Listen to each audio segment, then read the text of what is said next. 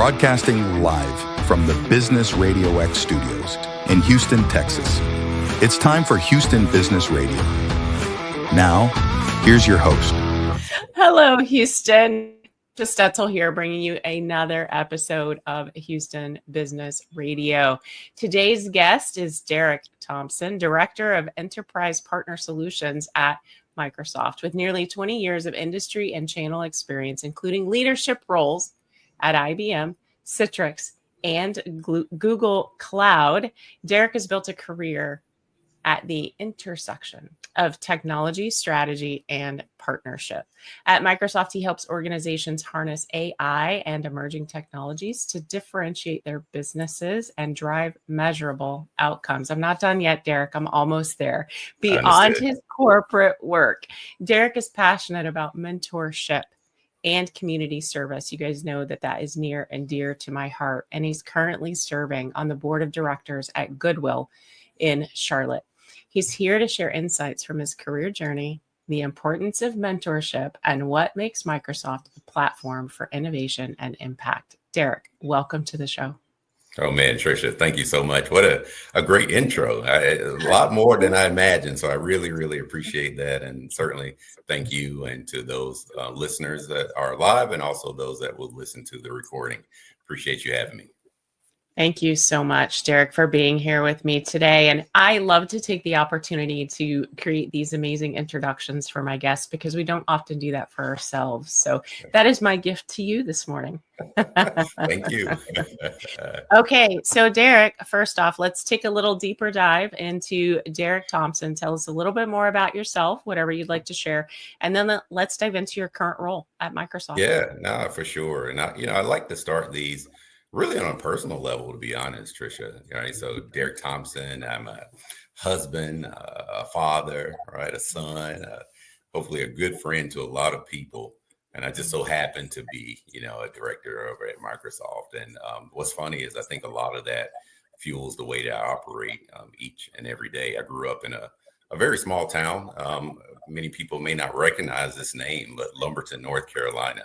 It's a very rural town, typically known for textiles and manufacturing and farmland.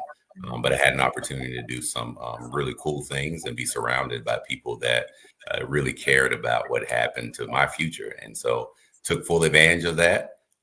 Did some time with not just my high school, but spent time with some of the colleges as well. I ended up going to Wake Forest University for undergrad. Had an incredible time there. Graduated. Took a job with IBM, and the rest is kind of history. And so when I think about those humble beginnings, I think it just kind of gave me a drive and a passion to do really two main things. One, to just explore passions, because I think that's really, really important. But then two, just the value of connections, personal relationships, and then obviously giving back. So that's a little bit about me, for sure. I love that. And Derrick, you and I connected. Well, LinkedIn suggested that we connect because we have IBM in common, right? It's a very small, big world, right? That's right. Out there for sure. And thank you for being vulnerable and sharing your background. I really appreciate that. Let's dive into your role at Microsoft. What is it that you're bringing to your clients or customers in your current role? Microsoft obviously is a great company, and we're on the precipice of what we believe to be a transformational era around this idea of AI. And so I work in a group that's called Enterprise Partner Solutions that you mentioned a little earlier. And our job, quite frankly, is to work directly with our business partners and help them build both capability and capacity to meet that opportunity in terms of AI head on. And so we work very closely with ISVs, which we call software development companies. That's a much broader statement, but I think it talks to the breadth and the depth of the companies that come on board. And really, it says enterprise, and we work with obviously some of the larger companies, but there's also obviously a segment within Microsoft that really focuses in on the small and medium businesses. Because we realize, obviously, the closer you are to the customer and the more you really understand the challenges. And Microsoft is, we believe, the best infrastructure to build and the best partner to build, not just for today, but also for the future. And so I have a great time working with the team. visiting partners, talking to clients about their technology roadmap and how we can actually be helpful as we serve our joint customers together. Yeah, I love that. So the thing that bubbles up for me around SMBs and these owners of the smaller to medium-sized businesses is some of them run away from AI. Some of them are running towards AI. So what would you just give me an overview of kind of where your head is at when we talk about AI and how we can get more SMBs to really embrace this idea of AI moving forward? Yeah, I'll give a concept. I mean, when I walk into a room and I talk to really any partner or any customer about the idea of AI, you could have any number of definitions. But I think the best way to really understand it, I'll ask the question, I'll say it like this. Hey, how many of you have actually used some of the tools that enable you to take advantage of this new technology? And inevitably, you'll get maybe 30% of the people to raise their hand. And I believe that's a critical component that we're missing. Like, it's very difficult for you to appreciate some of the advancements in technology that's occurred, quite frankly, over the past 6 to 9 months without really diving in deep and putting hands-on and learning firsthand experience. So that's my number one question. And so when I talk about AI, the company believes that advancement in technology doesn't happen without the idea of human ambition or an inclusion of human ambition. And so we talk about agents, we talk about Copilot, Microsoft Copilot, and then we talk about plus human ambition. And we look at the technology as really a process that really takes away the mundane tasks that one might do, which unlocks the human ambition that allows for creativity and innovation. So it's not as scary as many people may think. Oh my goodness, the robots are coming to take over. No. No, what's scary is that we haven't taken the time to really understand how can we unlock the creativity that we have, obviously, as humans, and leverage the technology for what it has the capability to do today, because it can 10x the type of activity that you're doing and help you to meet the customer's need head on. So, yeah, it's exciting, Tricia. There's a lot going on. I love that. Well, and you said 6 to 9 months. I mean, it's amazing how quickly this technology is moving. It's moving so swiftly. None of us can even keep up with it, especially those of us who are SMBs, right? Owners, leaders in those spaces.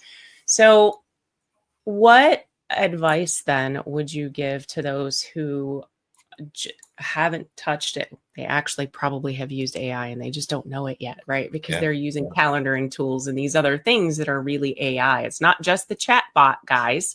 No, it's not. Actually so much more. So what advice would you give to those SMB owners listening today that are really super afraid of taking the dive into that space? I think there's a number of ways that you can get really quickly involved in the technology in itself. Microsoft offers a lot of learning frameworks and also classes, quite frankly, for free. And so you can go to the website and take some of the one-on-one courses around AI, understanding the data, how important data is underneath that, because it's almost a garbage in, garbage out type of approach.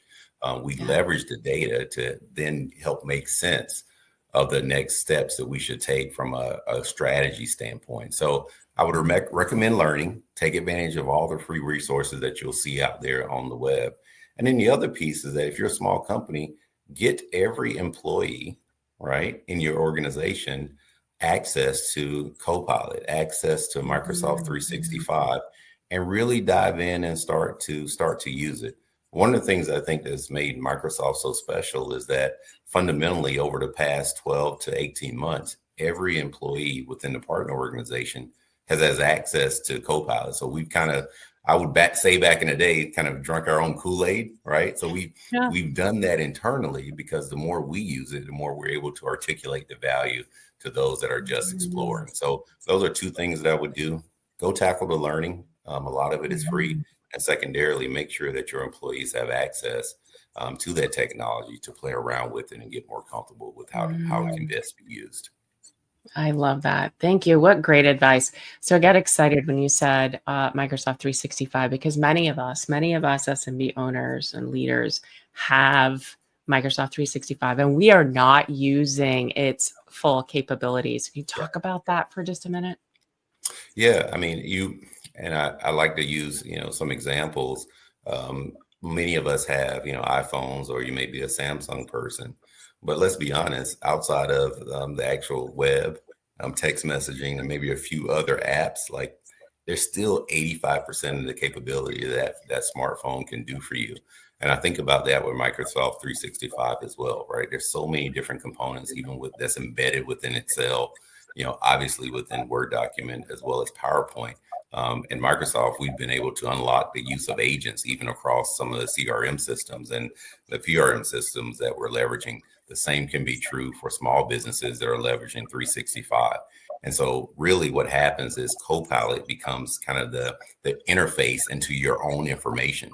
So now you can use all the great information that you've gained over the past years about your customers, right?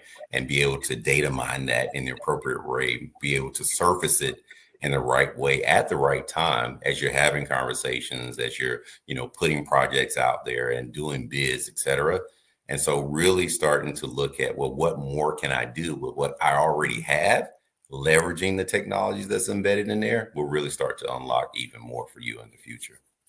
I love that. And free training, you guys, free training. It's out Right. there. So, Derrick, I know the listeners are already interested in connecting with you. Maybe they have some questions, or you could direct them in a particular way. What is the best way for them to connect with you?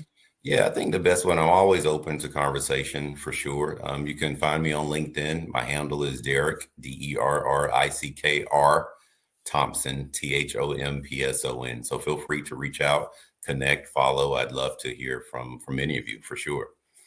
I love that. And by the way, that's how I found Derrick, Yeah, right on LinkedIn. that's awesome. Okay. I'll tell you one Yeah, thing too, Trisha, just along please. with that, you know, uh, we've ascribed to the idea of being learn-it-alls.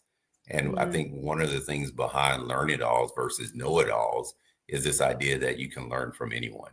And so I'd love to hear, obviously, from your listeners and understand, well, what are some of the things that they're facing? Because it can probably unlock a lot more, and we can pour into that right where you are. So really appreciate the Yeah. opportunity. Absolutely. I love that. So you guys heard what Derrick said. Answer the question. You guys can comment in the YouTube comments area, or if you're watching on social media, you can certainly comment there. And then I'm going to tag Derrick so that he gets your questions, or you guys can just reach directly out to him at his LinkedIn profile, Derrick R. Thompson. Okay, Derrick, I want to shift a little bit away from the technical side of things. Sure. And tackle this idea of leadership, or how you lead today. So you've held leadership roles with IBM, with Citrix, Google Cloud, and now with Microsoft. So what are the key lessons that you've learned along this leadership journey that you'd like to share with the audience? There's been a number of them, Trisha, I would say. One thing important is when you step into a leadership role, you're really stepping into a role where you become more of a servant, if you will. So this idea of servant leadership. And what do I mean by that? It means being able to connect with people a little deeper than the surface level. Right now, I'm not saying that I've got to know everything about you from your personal standpoint, or you need to know everything about me. But I do need to understand, well, what's going to help motivate you on a daily basis, right? I need to be able to empathize with you when you're saying, Derrick, today I just may not be able to bring my best self. Well, guess what? Well, I want you to make sure that you're in a space where you can bring your best self, and that we can collaborate in the best way. So I think the establishing a connection and a reciprocal trust is very, very important. So that's really number one. I think the other thing, and I alluded to it a little bit earlier around this idea of know-it-all versus learn-it-all. I think you have to realize and accept the fact that you don't know everything. You're not an expert in everything. And in fact, that's why I hired you, right? Like I would hire someone else that's smarter than I am in a particular area, because I know that it's the combination of those things that really make up a great team. And there's really no substitute for that. And then being able to give credit where credit is due, right? And then people love making sure that that they get the amount due to them. And I'm not talking financially all the time or tangibly, but just a simple thank you, right? I learned from one of my mentors that in the moment feedback is some of the best feedback that you can give someone. Now, whether that's feedback directly on something that just took place, or even just accolades for something that just took place in the moment, right? Because those things are critically important. Look, we all have busy lives outside of work, right? And I realize that. And so when you step in, you give your best self, people need to be acknowledged for that. And I never want to lose sight for that. So those are some of the things that I've learned kind of over my leadership journey. And I think the last piece that I'll say, I could talk about this stuff all day long, Tricia, but the last piece is really understanding and learning how to prioritize your time effectively, right? No one is an expert at that, right? I'm still working on it for sure. Me But too. if you do not carve out the right time to at least recharge yourself, how are you going to pour into someone else? Right. And I think about that even from a parenting standpoint. And obviously with my spouse, I have to have the time to pour into me so that I can pour in to others. So never lose sight of that because I think is extremely, extremely valuable in terms of leadership. I'm so glad that you brought that up. I was gonna tout that I want to be a learn it all. I think I'm going to be a learn it some and just get better. There you go. I love it. Absolutely. And remember to put my mask on first. That was the thing that came up for me when you were talking about time management and recharging your batteries. It's not always about or it's never about being selfish, right? And it's not always about just resting or unplugging, but recharging your battery. So what is your favorite thing to do, right? For the listeners, what is your favorite thing to do to recharge your batteries? I love to read. Yeah, I love to read. That's still a pretty big hobby of mine. And, I'll read business books and that type of stuff. I'll read the Bible, right? It's one of my favorite hobbies as well. But the other thing that I'll do is just sit and be still, Tricia. Like just be still. I'll go, on the patio, or I'll just go take a walk outside in between conference calls, maybe do a lap or two, just to refocus and kind of steady your mind, and so that you can then focus on some of the things that matter. I tell people this all the time. My order for a long time has always been God, my wife, my kids, and then everything else falls after that. I love my job. I absolutely do. But that's been my order, and I've been blessed enough to work for managers that never asked me to compromise on that at all. And so I believe that's extremely, extremely important.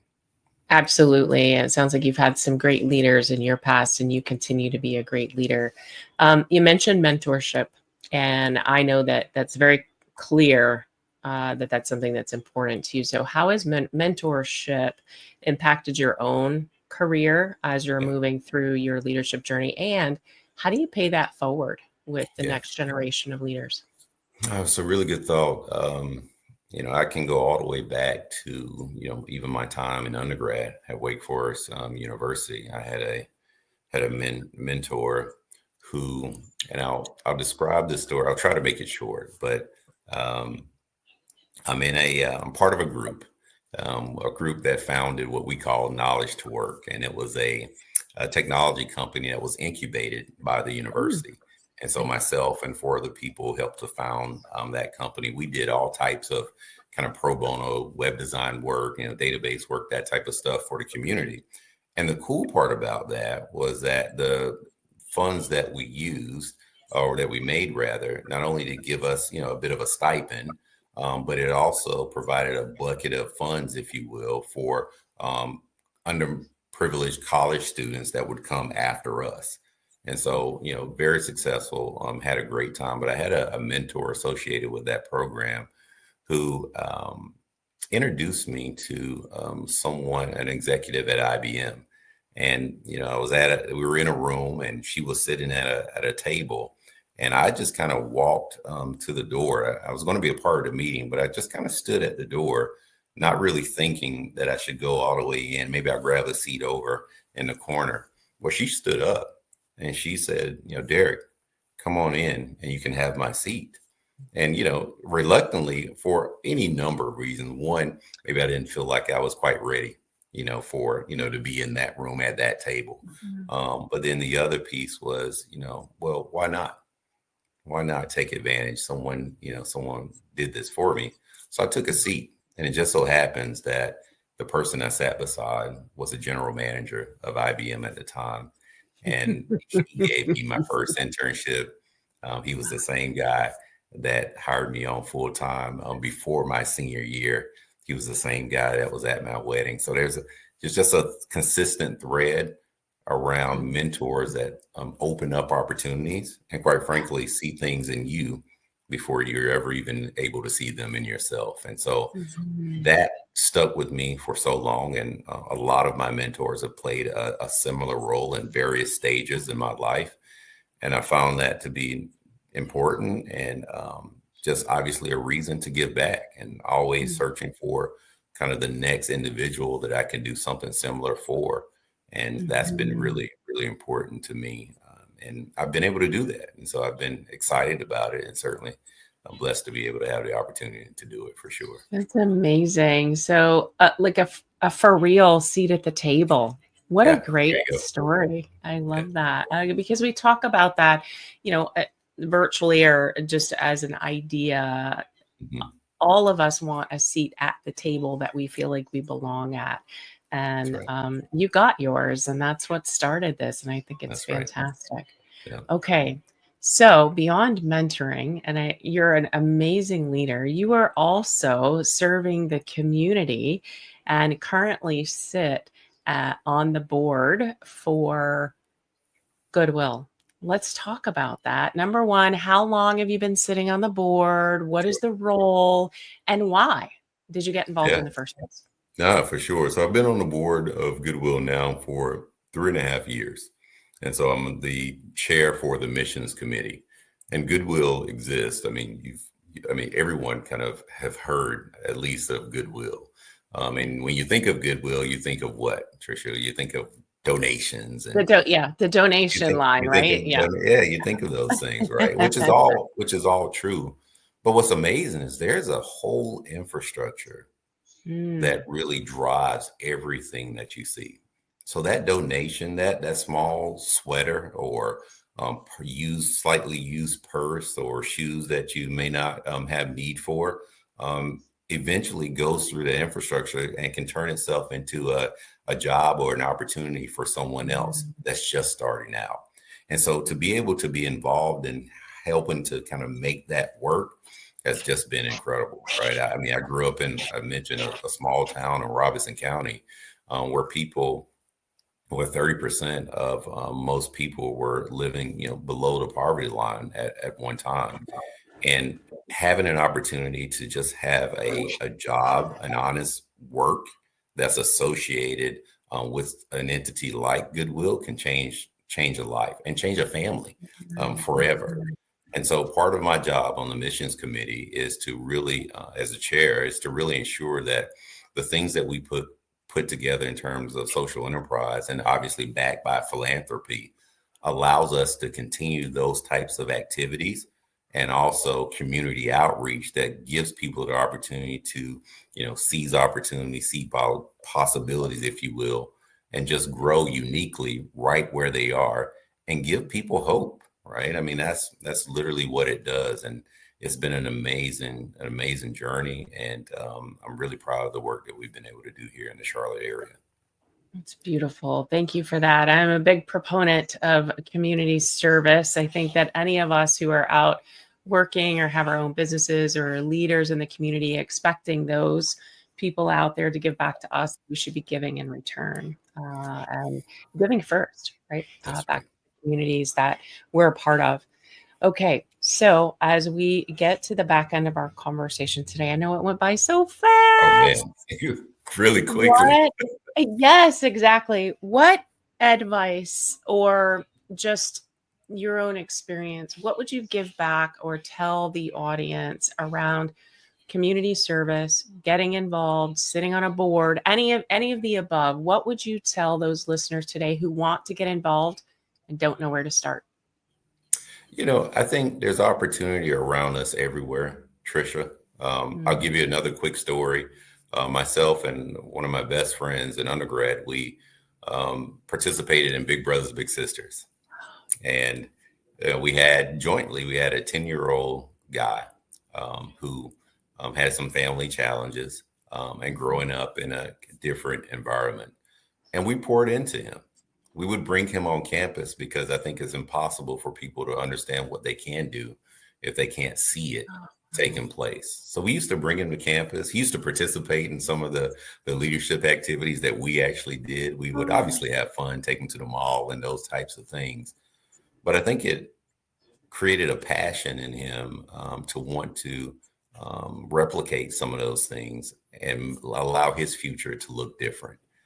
If you fast forward that, I mean, we were there when he graduated from high school, which is already a stat beater, if you will. We were right there when he graduated from college in Georgia. And we were there when he got his first job. And I had moved my entire family to the West Coast for the job with Google. And he was there because he had his first job at a small tech company in Silicon Valley. And he was a part of my wedding. So I say all that to say there's opportunity right in front of you, right? And I think there's something to being persistent and to finding someone that you can really, really pour into and show them just how much you care about what happens to them next. And if you do that, I mean, I believe it'll just work wonders, not just for that individual, but also for you. And it helps you to understand, honestly, what we're really here for. Trisha, I said earlier that I love this stuff. I've got my priorities, but I just believe that unless we're able to do something for someone else, none of it matters. Oh my goodness. Your words today are so powerful, Derrick. Thank you for sharing. I appreciate you coming on the show today, being vulnerable, sharing stories. I would love for people to connect with you guys. If you haven't already, some of you already have, if you haven't already gone to LinkedIn and connected with Derrick, I want you to do that right now. Derrick, Derrickr Thompson, Thompson on LinkedIn. And if you can't find him, you guys are already connected to me. Go find my connection with Derrick. It's not hard. It's not hard at all. Derrick, thank you so much for being with me today. It's been my pleasure. Thank you, Trisha. Thank you. That's all the time we have for today. If you found this conversation with Derrick today insightful, please share it with a fellow entrepreneur, a veteran, or a Houston leader ready to grow. Be sure to follow, rate, and review the show. Of course, it helps us reach more bold business minds just like yours. And your business, your leadership, and your legacy are built one intentional step at a time. So stay inspired, stay focused, and keep building the business and the life you deserve.